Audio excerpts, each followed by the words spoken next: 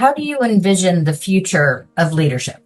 When I envision the future of leadership, I'm actually concerned. Leadership has become such a muddle and confused topic. We no longer even bother to define it. We just say the word and generally assume we all know what each other means. And we kind of do. It depends on the context. Generally we mean who's the person at the front of the room? Who's the person who calls the shots? Who's the person who's going to make the play and save the day?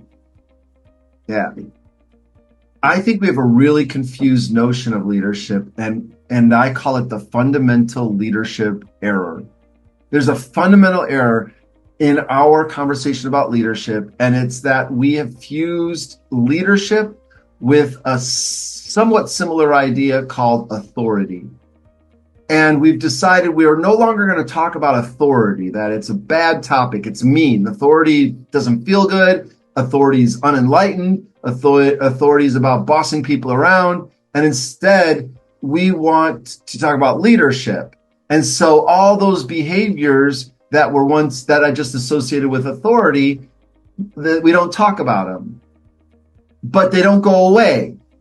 And now we end up calling those things leadership too. It's messed up. It's as messed up as I just described it. It is fundamental and it's a major error. You cannot lead if you don't distinguish it from authority. And the rest of the world and the many consultants and best-selling authors do not clarify what they mean by leadership. And therefore, it's a muddled concept. And because of how important leadership is to organizations and how important organizations are to society, this is a real problem. I'm extremely concerned. I'm concerned about a death of leadership or a leadership desert because we have such a conflated and confused notion that it's basically meaningless. I think the antidote is the direction that I'm trying to offer, which is that we need to think of leadership as an activity and divorce it from the status, positions, titles that we have it associated with. Because now so much of what is leadership really is just clout mongering. There's just people who recognize the benefits of moving up in a hierarchy, and because leadership is now overriding authority, then hierarchy and leadership are just like tied together like that. So I want to move up in the hierarchy. I have to fake becoming a better leader or whatever, and try to move into those positions because of all the great benefits.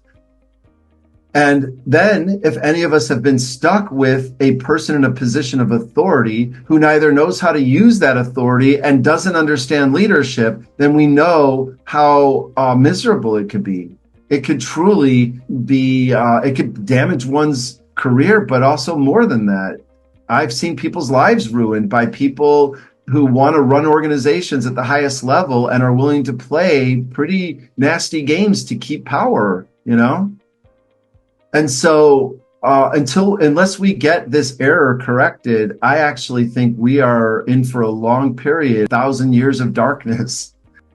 I'm serious that it's truly a dangerous thing for all of us if we don't become better consumers of leadership and expect more and have greater clarity of what leadership is.